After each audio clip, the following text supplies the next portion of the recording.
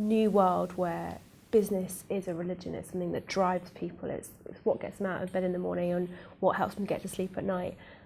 That's one of the biggest themes of the book, I think. Should we talk a little bit more about how you first started to write about that and what you wanted to say with the novel?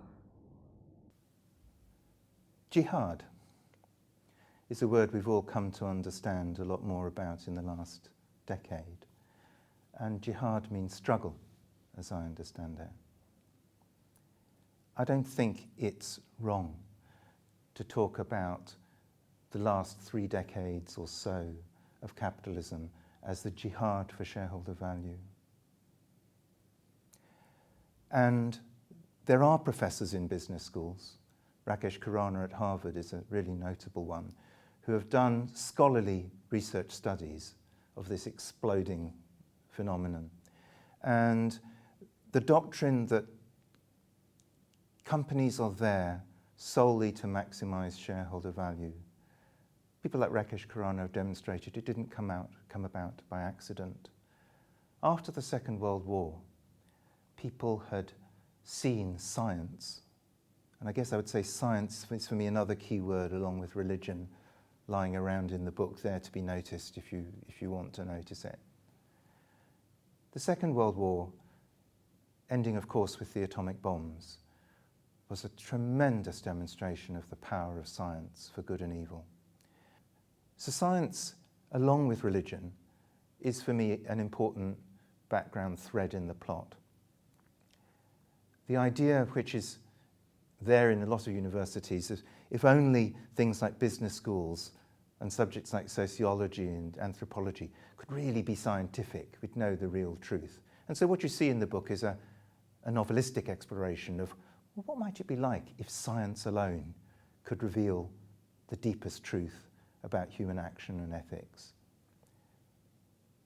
And the conclusion I'm offering as the writer is that it can't. Human life is more complicated than that. And that brings me back to why then. I've written, since my doctorate, 2 applied research books, which are kind of attempt to fit the academic canon, looking at different aspects of leadership. But that's why this book had to be something that belonged squarely in the humanities, that squarely belonged in what are the bits of our lives and our society that we lose if we adopt a very blinkered scientific approach. And laughter and humour in the form of a novel kind of sat there tapping me on the shoulder saying, please have a go. And I think alongside that rise of the business school is almost a kind of rise in a set way of thinking, you know, as a byproduct of studying at certain schools and learning about certain cases. Do you think that the rise of the business school means that we're going to end up with people that all think the same? Or do you think that actually we're going to end up with people who have learned a great deal about business and might see the world a different way? So there's something to be important and clear about. Within business schools, there is a highly admirable small minority of professors, I've named one earlier, who are in the forefront, and I name some of them in the acknowledgements at the back of the book, in the forefront of doing what an academic should do, which is pointing out the problems in their own institutions.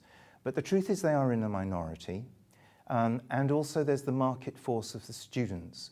Business schools talk about MBA students coming, and only a minority of the students come really to learn in a deep sense, to have fixed beliefs potentially challenged. More of them come wanting to increase their wealth and their salary. And of course the media, this is a big, big economic game. The Financial Times, Wall Street Journal publish league tables, and often an element of the league table of a business school is literally the salaries of the people on leaving compared to the salaries when they arrive. So having made the point that within business schools there is an important dissenting minority, actually the combination of the fact that the majority of teaching is not like that, and that a lot of the demand from the students is quite instrumental, quite selfish, quite money-oriented rather than deep learning, I think you've nailed it. I put it this way. We spend a lot of time in society wondering about when we're going to create robots that might be clever enough to be people. I think we would be better off worrying about what we are doing to ourselves to make ourselves behave towards each other like robots. And that is actually then, for me, the big fear from the huge multiplication of the number of business schools, is that it won't make us greedier than we already are, but it might lull us into being less human than we could be. And do you think we've reached a point where we can't row back from the blurring of the lines between academia and capitalism? Can we get back to a place where those things are separate and people study business from an interest point of view rather than money-making point of view, or is it far too late for that? It's not far too late. And one of the great things about why we need the humanities is because any human interaction has got so many complex and unexpected possibilities.